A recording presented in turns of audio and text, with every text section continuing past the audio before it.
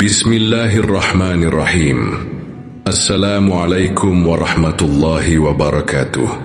Puji beserta syukur marilah kita panjatkan kepada Allah Subhanahu Ta'ala yang telah memberikan beribu-ribu nikmat kepada kita.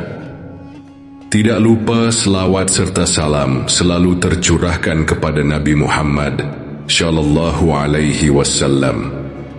Semoga kita semua mendapatkan syafaatnya dan mendapat petunjuk hingga hari kiamat nanti. Amin ya Rabbal Alamin. Sahabat beriman, doa adalah bentuk komunikasi dengan Tuhan. Ini adalah tindakan memohon, meminta, bersyukur atau memuji kepada Tuhan. Dalam berbagai agama dan kepercayaan, doa memiliki makna dan praktik yang berbeda-beda. Namun secara umum doa adalah ungkapan harapan, permintaan, atau rasa syukur yang tulus dari hati. Namun dalam Islam, ada sejumlah waktu ketika berdoa yang insya Allah doa-doa kita akan dikabulkan oleh Allah Subhanahu Ta'ala. Di kesempatan kali ini kami akan membahas tentang 7 waktu mustajab untuk berdoa. Simak video dari kami sampai selesai, supaya tidak salah paham. Yang pertama yaitu di sepertiga malam. Sepertiga malam terakhir adalah suatu waktu untuk kita berdoa kepada Allah Subhanahu Ta'ala. Di kisaran waktu hampir mendekati sholat subuh, sebagaimana yang diriwayatkan oleh Haji Riwayat Ahmad dan Muslim sebagai berikut. Rasulullah SAW bersabda, sesungguhnya pada malam hari itu ada suatu waktu yang jika kebetulan seorang muslim berdoa, meminta kebaikan dunia dan akhirat ketika itu, maka Allah akan mengabulkan doanya. Dan waktu yang mustajab itu ada di setiap malam. Haji Riwayat Ahmad dan Muslim. Dan juga dalam sebuah hadits yang diriwayatkan oleh Haji Riwayat Bukhari dan Muslim sebagai berikut. Rasulullah Sallallahu Alaihi Wasallam bersabda, Allah Subhanahu Ta'ala turun ke langit dunia pada sepertiga malam terakhir. Allah Subhanahu Ta'ala berfirman, siapa yang berdoa kepadaku maka aku akan mengabulkannya. Siapa yang meminta kepadaku maka aku akan memberinya. Haji Riwayat Bukhari dan Muslim. Nomor 2 yaitu setelah sholat fardu. Berdoa setelah sholat fardu disebut waktu mustajab karena hati masih bersih dan fokus, sehingga doa lebih mungkin terkabul. Setelah sholat seseorang masih berada dalam keadaan suci dan fokus secara spiritual. Dalam hadis riwayat At-Tirmizi sebagai berikut, Rasulullah Sallallahu Alaihi Wasallam bersabda, doa paling didengar Allah adalah di tengah malam terakhir dan setelah sholat fardu. Hadis riwayat At-Tirmizi. Dan dalam surat An-Nisa ayat 103 yang artinya sebagai berikut, maka apabila kamu menyelesaikan sholatmu, ingatlah Allah di waktu berdiri, di waktu duduk dan di waktu berbaring. Kemudian apabila kamu merasa aman, maka dirikanlah sholat itu sebagaimana biasa. Sesungguhnya sholat itu adalah fardu yang ditentukan waktunya atas orang-orang yang beriman. Al-Quran Surat An-Nisa ayat 103. Yang nomor 4 yaitu ketika lapang. Yang dimaksud dengan lapang yakni adalah sikap yang menerima segala keadaan dengan senang hati, tanpa beban dan dipenuhi rasa syukur, yang diartikan bersyukur atas segala nikmat yang telah Allah berikan kepadanya.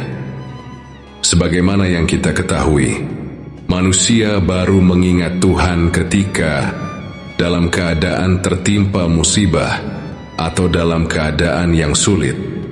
Sebagaimana sabda Rasulullah Sallallahu Alaihi Wasallam, Barang siapa yang mengingatkan doanya dipenuhi Allah Subhanahu wa Ta'ala ketika ia dalam kesulitan, maka hendaknya ia memperbanyak doa di waktu lapang.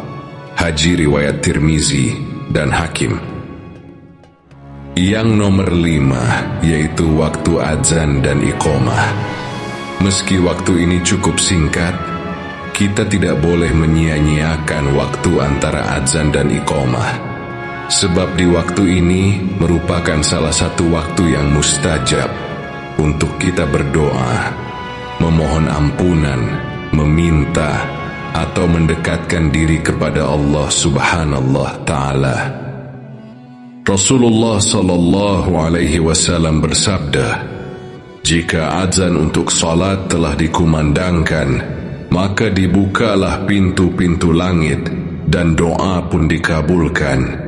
Haji riwayat Tirmizi dan Ahmad. Nomor 6 yakni pada hari Jumat. Hari Jumat tidaklah sama seperti hari-hari pada biasanya, karena hari Jumat adalah hari yang penuh dengan keberkahan. Sebagaimana sabda Rasulullah sallallahu alaihi wasallam yang diriwayatkan oleh Haji riwayat Bukhari dan Muslim sebagai berikut. Rasulullah sallallahu alaihi wasallam bersabda, "Di hari Jumat terdapat suatu waktu yang tidaklah seorang muslim berdoa kepada Allah bertepatan dengan waktu tersebut, melainkan Allah akan mengabulkan doanya." Haji riwayat Muslim dan Bukhari.